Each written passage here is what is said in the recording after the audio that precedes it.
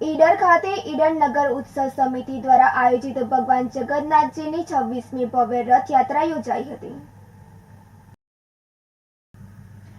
ભગવાન જગન્નાથ, ભાઈ બલરામ અને બહેન સુભદ્રાજી અલગ અલગ 3 રથોમાં બિરાજમાન થઈ નગરચર્યાએ નીકળ્યા હતા, જેમાં 3 ટેબલા ટ્રેક્ટર, 1 નાસિક બેન્ડ, 1 અખાડો, 4 બગી, 1 ડીજે, 5 મહિલા ભજન મંડળી ભગવાન જગન્નાથ, ભાઈ બલરામ અને બહેન સુભદ્રાજીના 3 રથ સાથે સવારે 10 કલાકે મોટા રામદ્વારાથી ઈડર વડાલીના ધારાસભ્ય રમણલાલ વોરાએ રથ ખેંચી રથયાત્રાનું પ્રસ્થાન કરાવ્યું હતું. ઈડર રામદ્વારા ખાતેથી નીકળેલ રથયાત્રામાં અખાડાના અખાડીયનો દ્વારા હેરત અંગે પમાડે તેવા અંક કસરતના ખેલ બતાવવામાં આવ્યા હતા. મોટા રામદ્વારાથી પ્રસ્થાન થયેલી રથયાત્રા 5 હાંટિયા થઈ મોટા કસ્બા પહોંચી હતી, જ્યાં ઈડર મુસ્લિમ સમાજ દ્વારા રથયાત્રાનું ફૂલહારથી સ્વાગત કરવામાં આવ્યું હતું, જે હિન્દુ મુસ્લિમ કોમી એકલાસનું ઉત્તમ ઉદાહરણ પૂરું પાડેલ છે. ત્યારબાદ રથયાત્રા ભાંબીવાસ 2 નગરપાલિકા ખાતે પહોંચી હતી, જ્યાં ઈડર શહેરના વિવિધ સમાજના અગ્રણીઓ દ્વારા રથયાત્રાનું સ્વાગત કરાયું હતું. ત્યારબાદ ભગવાન જગન્નાથનો રથ રેલવે સ્ટેશન વિસ્તાર જલારામ મંદિર પહોંચી હતી, જ્યાં ભગવાન જગન્નાથ, ભાઈ બલરામ અને બહેન સુભદ્રાને મામેરું આપવામાં આવ્યું હતું અને રથયાત્રામાં પધારેલ ભાવિક ભક્તોએ મહાપ્રસાદનો લાભ લીધો હતો. ત્યાર પછી રથયાત્રા જલારામ મંદિરથી અપૂર્વ 3 રસ્તા થઈ ઢુલેટા દરવાજાથી ટાવર પહોંચી હતી અને ત્યાંથી ખરારી બજાર બંગલા વિસ્તારથી નીજ મંદિર પરત પહોંચી હતી. ઈડર શહેરમાં પરિક્રમા કરવા નીકળી ભગવાન જગન્નાથ અને ભાઈ બલરામ અને બહેન સુભદ્રાના ઈડરના નગરજનોએ જુદા જુદા વિસ્તારમાં દર્શન કરી કાકડી, જાંબુનો પ્રસાદ લઈ ધર્મલાભ લીધો હતો અને સમગ્ર રૂટમાં લાઈવ ડીજેના ધાર્મિક ગીતોના તાલે ભક્તો ઝૂમી ઉઠ્યા હતા. સાથે મહિલા ભજન મંડળીની બહેનો અને ભાવિક ભક્તો દ્વારા જય રણછોડ માખણચોર અને જય જગન્નાથના નાદ સાથે ભગવાનની નગરચર્યા ભક્તિમય બની હતી.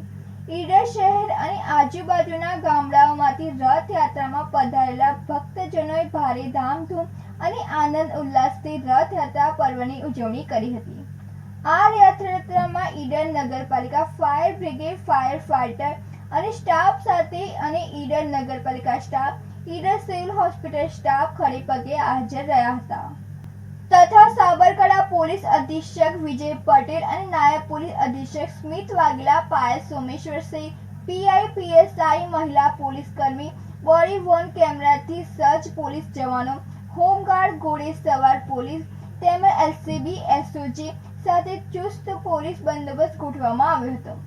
સાબરકાંઠા પોલીસ દ્વારા ગોઠવેલા જડ 2 લાખ પોલીસ બંદોબસ્ત સાથે રથયાત્રા સુખ શાંતિથી સંપન્ન થઈ હતી. રાજેશ ચાવડા સાથે Nandini Joshi, city news Idar.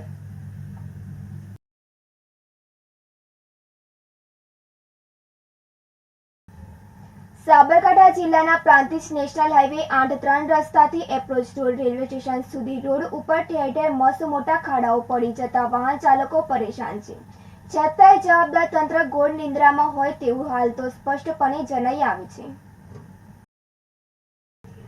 Prantij approach રોડથી રેલવે સ્ટેશન રોડ ઉપર જ્યાં જુઓ ત્યાં મોટા મોટા ખાડાઓ પડ્યા છે અને ખાડાઓને લઈને વાહન ચાલકો સહિત રોજિંદુ અવરજવર કરતા લોકોને મુશ્કેલીઓ પડે છે, તો કેટલીક વાર ખાડાઓમાં વાહન ચાલકો પટકાતા હાડકા ભાગ્યા છે અને તેઓના વાહનોને પણ નુકસાન સહન કરવાનો વારો આવ્યો છે. તો બીજી બાજુ ચોમાસાને લઈને ખાડાઓમાં વરસાદી પાણી ભરાતા વાહન ચાલકોને ખાડાઓની ખબર ના પડતા ખાડાઓમાં પટકાય છે અને ખાડામાં પટકાતા ખાડાઓનું પાણી રોડની સાઈડમાં જતા લોકો ઉપર ઉડીને પડે છે. તો 3 રસ્તા પાસે Matruchhaya society, Suzuki showroom, ST depot, અવરોન high school આગળ વગેરે રોડ ઉપર ખાડાઓ પડ્યા છે.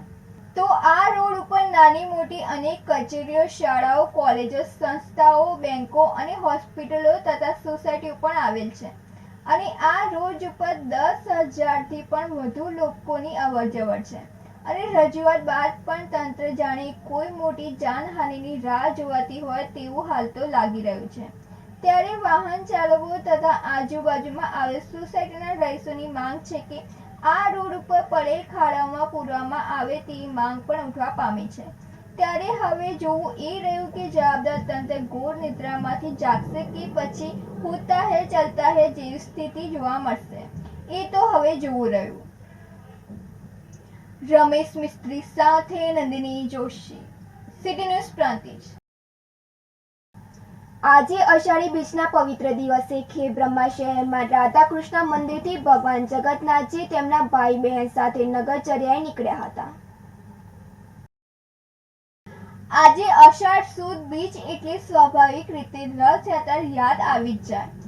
આજે ખેબ્રહ્મા શહેરના ગામ વિસ્તારમાંથી સવારે 9:30 કલાકે રથયાત્રા જગન્નાથજી ભાઈ બલરામ તથા બહેન સુભદ્રાજી સાથે પ્રસ્થાન થયા હતા, જે ગામ વિસ્તાર bus station, station road, Sardar Patel road, civil road થઈને મોસાળ જીતેન્દ્રભાઈ મેલાપચંદ સોની પરિવારને વિસામો તથા ભગવાનનું મામેરું ભરવામાં આવ્યું હતું। આ રથયાત્રાના રૂટ પર ઠેર ઠેર પ્રસાદ, ઠંડા પીણા સહિત સ્વાગત, પૂજા, આરતી કરવામાં આવ્યા હતા। માણેક ચોક સિવિલ રોડના વેપારીઓ દ્વારા પ્રતિ વર્ષની જેમ ચાલુ વર્ષે ડ્રાય ફ્રૂટ, શીરાનો પ્રસાદ, કેળા તથા ઠંડા પાણીની વ્યવસ્થા કરવામાં આવી હતી। શહેરના વિશ્વ હિન્દુ પરિષદ બજરંગ દળના કાર્યકરોએ ઘરે ઘરેથી સુખડી ઉઘરાવીને રથયાત્રાના રૂટ પર પ્રસાદ તરીકે વેચવામાં આવી હતી, જ્યારે સેઠ કેટી હાઈસ્કૂલ વિસ્તારના વેપારીઓએ કરે મહાપ્રસાદનો લાભ રથયાત્રામાં જોડાયા તથા ભાવિક ભક્તોએ મોટી સંખ્યામાં લાભ લીધો હતો। ત્યાં સ્વચ્છ ભારત મિશન અંતર્ગત ખેબ્રહ્મા નગરપાલિકાએ ઝીરો વેસ્ટની જાગૃતતા માટે સ્વચ્છતા માટેનું બેનર આકર્ષણનું કેન્દ્ર બન્યું હતું। ત્યારબાદ રથયાત્રા મોસાળમાંથી નીકળીને રાધાકૃષ્ણ મંદિરે સાયકાળે પરત ફરી હતી। રથયાત્રામાં કોઈ અનિચ્છનીય ઘટના ન બને તે માટે 3 PSI, police constable, home guard, GRD સહિત 60 કર્મીઓ તેમજ બોડી વોર્ન કેમેરા સાથે સજ્જ ચુસ્ત બંદોબસ્ત સાથે રથયાત્રા નીકળી હતી। ખેબ્રહ્મા શહેરમાં નીકળેલ રથયાત્રા શાંતિપૂર્ણ રીતે સંપન્ન થઈ હતી। રથયાત્રાનું આયોજન રાધાકૃષ્ણ મંદિર ટ્રસ્ટ દ્વારા કરવામાં આવ્યું હતું। ભરત ચૌહાણ સાથે નંદિની જોશી, સિટી ન્યૂઝ ખેબ્રહ્મા।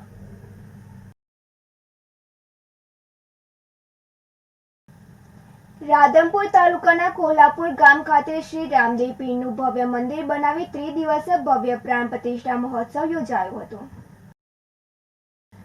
પાટણ જિલ્લાના રાધનપુર તાલુકાના કોલ્હાપુર ગામ ખાતે સમગ્ર ગ્રામજનો દ્વારા ભવ્ય રામાપીરનું મંદિર બનાવી ભવ્ય પ્રાણ પ્રતિષ્ઠા મહોત્સવ યોજાયો હતો, જેમાં મોટી સંખ્યામાં સાધુ સંતો, રાજકીય અગ્રણીઓ, બ્રાહ્મણો, ગ્રામજનો મોટી સંખ્યામાં ઉપસ્થિત રહ્યા હતા।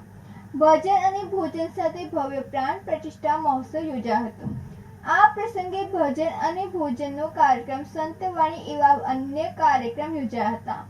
આ પ્રસંગે ઉપસ્થિત કોલ્હાપુર સરપંચ રબારી લાખાભાઈ માઘાભાઈ, ઠાકોર ઠાકર શ્રીજી મેવાજી, રબારી જામાભાઈ પીરાભાઈ, રબારી ગોવાભાઈ તથા મોટી સંખ્યામાં લોકો ઉપસ્થિત રહ્યા હતા। તો સાધુ સંતો પણ ઉપસ્થિત રહ્યા હતા, રાજકીય અગ્રણીઓ પણ ઉપસ્થિત રહ્યા હતા। ભરત સથવારા સાથે નંદિની જોશી, સિટી ન્યૂઝ રાધનપુર। આજ રોજ રામદેવજી મહારાજ પ્રાણ પ્રતિષ્ઠા મહોત્સવ 3 દિવસીય એટલે પૂર્ણાહુતિ કરવામાં આવી અને રામદેવ પીર મહારાજની પ્રતિષ્ઠા કરવામાં આવી। આમ તો વર્ષોથી પરંપરાથી રામદેવ પીર મહારાજનું મંદિર તો કોલ્હાપુરમાં હતું જ। રામા મંદિર છેક 2027ની સાલથી ચાલતું હતું। એ રામા મંદિરના દરેક સભ્યોની એવી આશા હતી કે કોલ્હાપુરમાં ભવ્ય રામદેવ પીર મહારાજનું મંદિર બને અને એ આજ ભવ્ય મંદિરનું નિર્માણ થઈ ગયું છે, જેમાં અમારે લાખાભાઈ જેવા લાખાભાઈ, માલજીભાઈ, ગોવાભાઈ આવા વડીલો, ઠાકોરોમાંથી મોહમ્મદભાઈ આવા વડીલો સમગ્ર કોલ્હાપુર ગામની જનતાએ ગભે ગભો મિલાવી સાથ આપી અને પ્રતિષ્ઠાને પૂર્ણ કરી છે। બોલો રામદેવ પીર મહારાજની જય।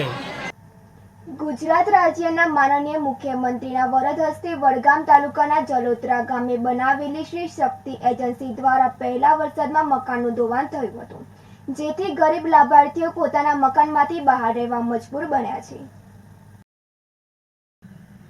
વડગામ તાલુકાના જલોત્રા ગામથી અંદાજે 3 કિલોમીટર દૂર ગુજરાત રાજ્યના માન્ય મુખ્યમંત્રીના વરદ હસ્તે બનાવેલા 94 મકાન પહેલા જ વરસાદમાં ધોવાઈ જતા દોડધામ મચી હતી, જેમાં ગુજરાત સરકાર દ્વારા ગરીબોને રહેવા માટે પોતાના પાકા મકાનો બનાવી આપ્યા હતા. વડગામ તાલુકામાં અંદાજે 3 ઇંચ જેટલો વરસાદ પડતા જે તે એજન્સીઓ દ્વારા બનાવેલા સરકારી વસાહતના મકાનો ધોવાઈ જતા મકાનમાં રહેતા 50 પરિવારો નિરાધાર બન્યા હતા. મુકામે કર્માવતમાં શક્તિ વસાહત બનાવી છે. એમાં 94 પરિવારો રહે છે. 94 પરિવારોને સરકારી સહાય અને NGOની સહાય બંનેના માધ્યમથી 3.5-4 લાખ રૂપિયાની સહાયથી મકાનો બનાવવામાં આવ્યા, જે NGOએ બનાવ્યા હતા. અને પહેલો જ વરસાદ પડતા દરેક મકાનોમાં ધોવાણ થઈ ગયું છે, પાણી ચૂસે છે અને સંડાસ બાથરૂમના ઈંટો બધું ધોવાણ થઈ ગયું છે. જેના કારણે આ મીડિયાના માધ્યમથી મુખ્યમંત્રીશ્રીને કહેવા માગું છું કે તાત્કાલિક પગલાં લે અને NGO ઉપર એક્શન લે અને કાયદેસર કાર્યવાહી કરવામાં આવે. જ્યાં જુઓ ત્યાં ઘરમાં છત પરથી પાણી પડી રહ્યા છે, મકાનોના પાયાનું ધોવાણ થઈ ગયા છે. કોઈ મોટી દુર્ઘટના સર્જાય તો જવાબદાર કોણ? ગુજરાત સરકાર દ્વારા શ્રી શક્તિ એજન્સી ઉપર કાયદેસરની કાર્યવાહી કરવામાં આવે એવી લોકો માંગ કરી રહ્યા છે. ગિરીશ જોશી સાથે નંદિની જોશી, સિટી ન્યૂઝ વડગામ.